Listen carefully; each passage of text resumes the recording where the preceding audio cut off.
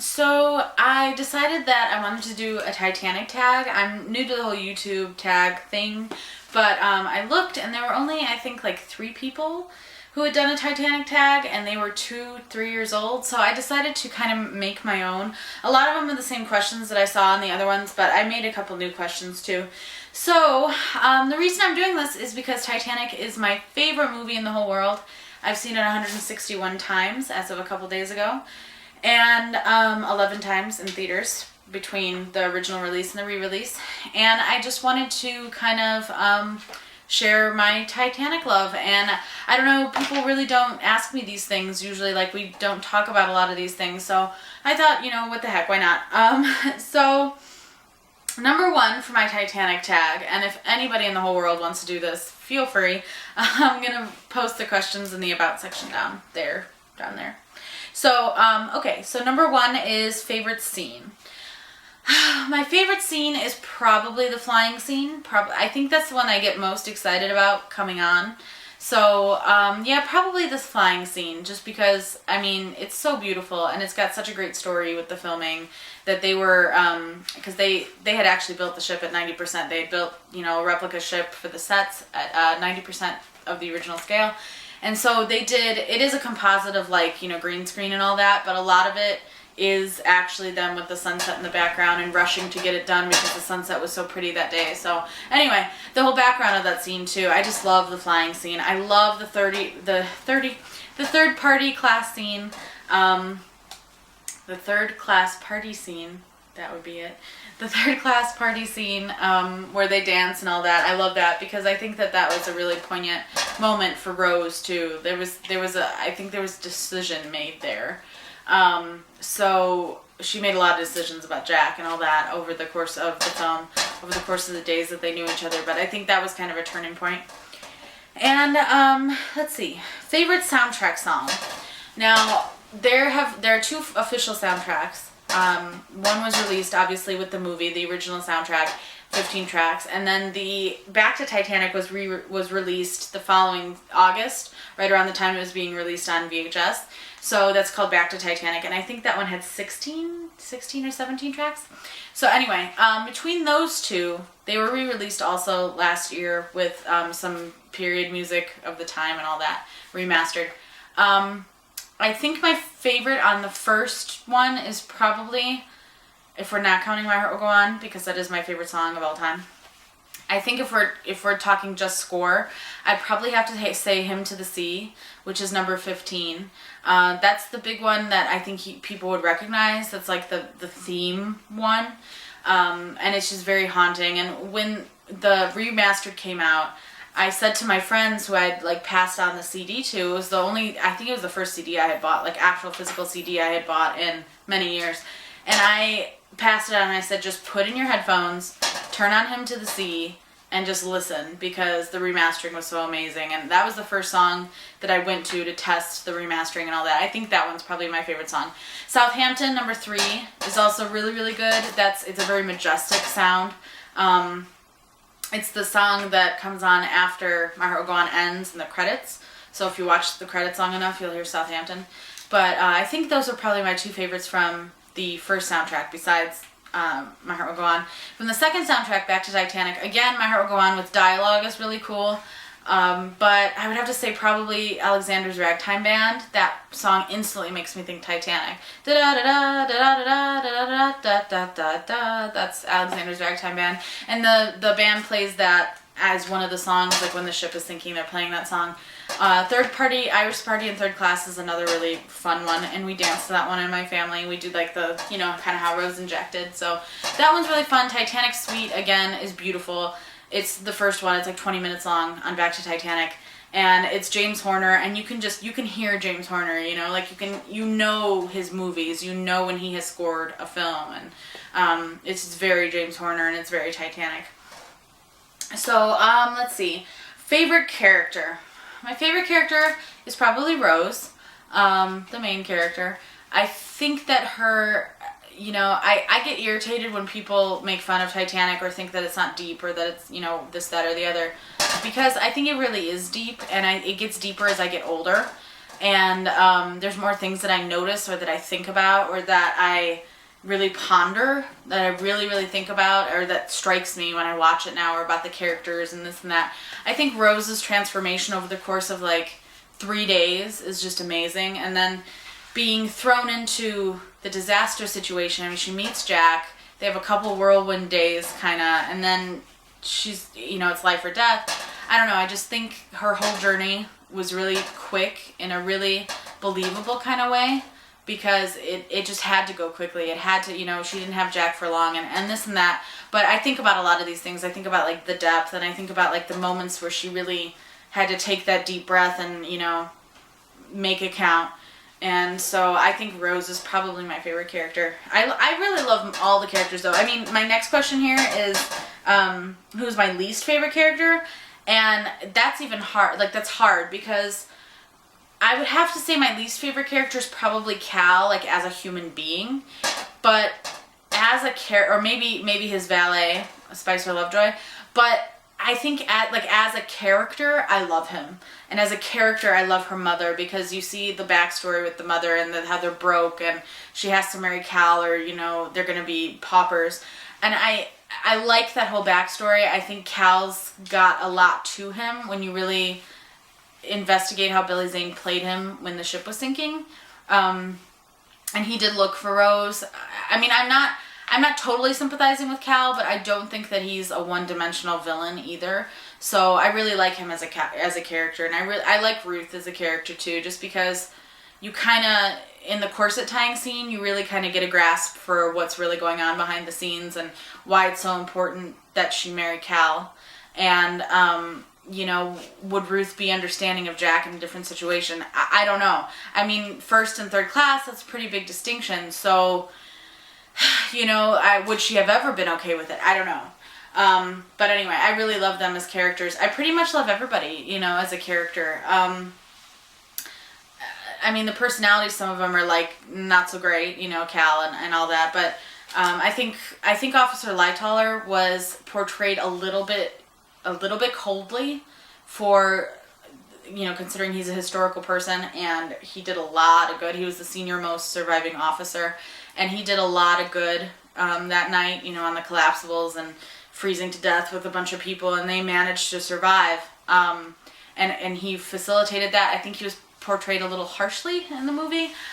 You know, I don't know who would be to blame for that. James Cameron maybe, but you know, I think he was portrayed just a little bit coolly, just a little bit harshly. Favorite of Rose's dresses. I think about this all the time. Rose's dresses. She wears like 11, I think it was 11, I counted one time. She wears 11 different things in the movie, albeit briefly. There's a couple that are really brief, like the kimono before she gets drawn, and there's a black and white dress with a rose right here, like on her bust, that's seen only very briefly when she's exiting an elevator while old Rose is narrating about Molly Brown.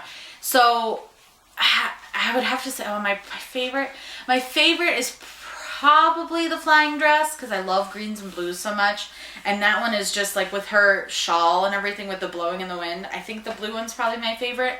That whole ensemble with her hair down, her red hair against the blue. I would have to say, I'd have to say that one's probably my favorite. My second favorite is probably the jump dress, because it is kind of similar to the dinner dress, but it's a lot redder. It's a lot more sequins, and it was all hand beading. All of Rose's dresses were hand beading, as would have been done back then. So I just, I really love the jump dress. She was wearing these green earrings, the jump dress. The jump dress is the one that's actually in the movie poster, in the official movie poster, which I should be doing this in front of the official movie poster instead of, like, you know, my closet door. But I'm probably not wearing a Jurassic Park shirt. But, I love all her clothes. I really do. The sinking dress is the one I think we see the most of. I think we would, see the most of the sinking dress. There were like 11 copies of it because of everything she had to do, and they had to get the sheerness correct, you know, so you wouldn't be seeing everything because she was in the water. And anyway, there's a lot of stories about the wardrobe, a lot of really cool stuff to read up about wardrobe and all that, and they did get an Oscar for it. But, probably jump dress, flying dress, dinner dress is good. I really just all of them. Let's see. How old were you the first time you saw Titanic, and how many times? I already said that. I've seen it 161 times. I saw it 6 times in 1997 and 1998. And I saw it 5 times last year during the re-release in theaters. I mean, 11 times in theaters. I was nearly 11. I was a month away from being 11 when it came out on December 19th, 1997. I saw it for the first time December 21st, 1997. And I think I saw it for the last time in theaters in 98 was in September, because Titanic was in theaters for about 9 months. And back then, I didn't really fully grasp how amazing that was, how extraordinary that was, and how much money it was making. I mean, I knew the numbers, but I didn't really understand what it meant like I do now. And so I wouldn't trade those days for anything, because it was such an exciting time, such a memorable time in my life was when Titanic was new. But I would also love to kind of go back and re-experience that, like knowing numbers and knowing how important the Academy Awards are and that kind of thing. So, Titanic was in theaters for 9 months, and I saw it 6 times over those 9 months the first time. And then I saw it 5 times over 1 month last year when it was out, re-released in theaters. So that was April, and April and like a little bit of May last year. So I was almost 11 to answer the question. What is your most emotional scene? What scene gets you the most emotional? It really depends. Honestly, this one totally really depends on how I'm feeling, how old I am. It's kind of changed over the years. It depends on like what I'm thinking about that particular viewing. Sometimes I'll be concentrating on Rose and Jack, and sometimes I'll be concentrating on the real story, and different things will hit me. Like, Officer Lowe going through all the bodies. Is there anyone alive out there? That will kind of hit me. Like, even the sentence itself, is there anyone alive out there? The extremity of human loss, of the loss of life, and the things that we don't always think about when we're watching a movie, like the things that don't strike us, I'll think about that sometimes, and it'll catch my breath. Sometimes it'll be something old Rose says. It really kind of depends. Like, it really depends. The Jack and Rose speech, the goodbye, die an old lady warm in your bed speech, that'll get me, but like not like it used to, when the movie was new and everybody cried about that because it was so sad. But now, as I'm getting older and as I've seen it over 160 times, it's kind of different things here and there. Sometimes I won't shed a tear, sometimes I'll just want to sob. So it really just kind of depends on just a line here or there, or, Nearer My God to Thee is always so sad. Sometimes, there was one time during the 100th anniversary time period last year where I watched it, because I was trying to get to 150 for, I wanted my 150th to be the re-release, and it was. I did make that goal. But there was one time where, and Nearer My God to Thee started, and I just cried through the whole thing. Like I had never cried before. Like I had never seen it 150 times. I just cried. I just wept and wept during Nearer My God to Thee. So it really kind of depends on a bunch of different factors. Did Rose die, or was it a dream? Now, I think James Cameron says in some interview somewhere that he believes that she died, but that he left it open to interpretation and that he liked it that way. And from this, in the screenplay, this is what it says in the screenplay, word for word. She could be when they're describing her laying in her bed with the photos, she could be sleeping or maybe something else. And I always really liked that even the script was really ambiguous. And I believe that she died, and that Titanic was her heaven, like that was the portrayal.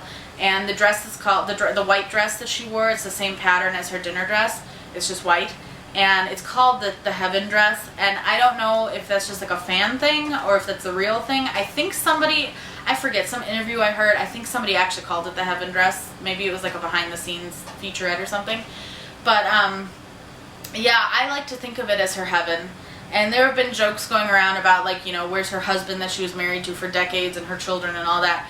But I don't know. I mean, I like to think of it as she died, where she should have died with Titanic. Like, she was right over the wreck and at sea, on the Keldysh. And I don't know. I just like that idea. I like that idea. I don't know if I would necessarily go on to explain, where's her husband, where are her kids, all this and that. But I kind of like that idea, because he says to her, during the movie in 1912, he says, make it count, meet me at the clock.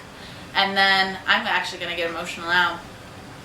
And she meets him at the clock in 1912, and then she makes her life count without him and meets him back at the clock when she dies.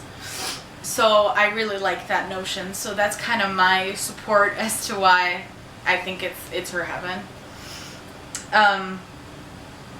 Are there any deleted scenes you wish had stayed, had been kept? There's a lot of deleted scenes. I've seen them all. I think it's like 45 minutes worth. There's two that I think should have stayed. One of them is the shooting star scene where Jack and Rose are walking on the first class deck looking at the sky after the third class party. And that one was kind of like, that's the big scene that almost was. Like, that was the last thing to be cut. In terms of like scenes that were Jim Cameron was waffling on. So I think that one would have been nice because it kind of connected with Come Josephine when Jack was, because it was sung twice in the movie that we saw, but there was an extra time where the origin of singing Come Josephine in My Flying Machine was shown in that deleted scene. So, you know, they were singing it because it was a popular song at the time in 1912, and they were singing it on deck after that party. And Rose was talking about, you know, how she can't, you know. And they see a shooting star and all that. And then later, you know, Jack starts singing to her, Come Josephine, My Flying Machine, when they're flying. And she laughs because they had that moment earlier. And then she's singing it, you know, after the ship sinks and she's looking up at the stars. So anyway, I think it would have been a nice little tie-in. Obviously, it wasn't like that necessary to plot, but I think it was kind of a nice scene, and they filmed it really nicely. So that would have been nice to see. But the number one scene that I think should have been kept, I mean, nobody ever talks about this, but I found it so beautiful. It took my breath. When it was a scene before, when she's in the yellow dress and they're walking on deck, they pretty much just cut to, in the final cut, they cut to Jack and Rose just strolling the promenade deck. Well, in the deleted scene, she had gone down to get him in third class. So here's Rose in all of her finery, all of her afternoon finery, walking down those stairs into the third class common room, and everybody turns their heads to look at her, and the sun is shining down on her, and this soft piano plays. If you have the opportunity to see it, I'm sure it's on YouTube. I can probably link to it down there, so check that out. But she just, I mean, she just comes down, and there's just this soft, all the heads turn, and she's there looking for Jack. And it's really beautiful in the script too, if you have an opportunity to see the script. And it's just like, oh, it's just so beautiful the way that the light hits her with that faint piano, and oh, it's just beautiful. That's a scene that I wish would have stayed. It really didn't have much purpose besides beauty, but I just love it. It was so gorgeous. About the alternate ending. I definitely am glad that they did not go with the alternate ending. The alternate ending, again, I will try to find it and link to it down in the About section, but to me, it felt like, this is the closest I ever get to making fun of this movie, really.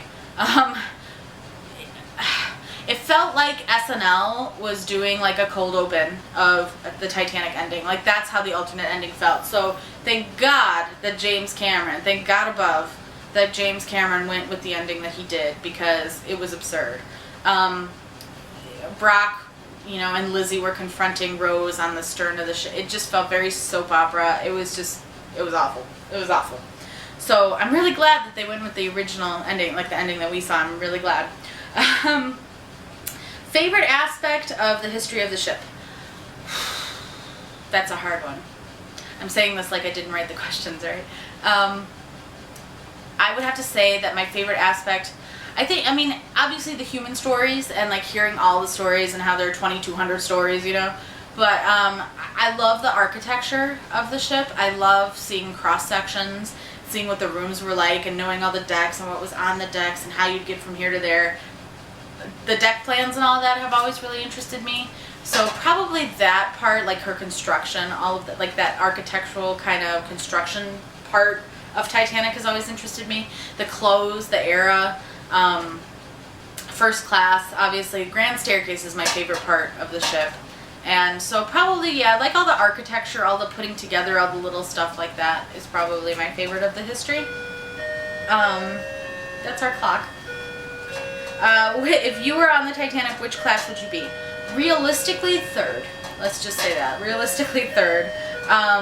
In my heart, I'm first class, obviously. I mean, I don't think anybody would not say that, but I don't know, maybe. Nobody ever says second class. Poor second class. But the classes on Titanic, too, were interesting.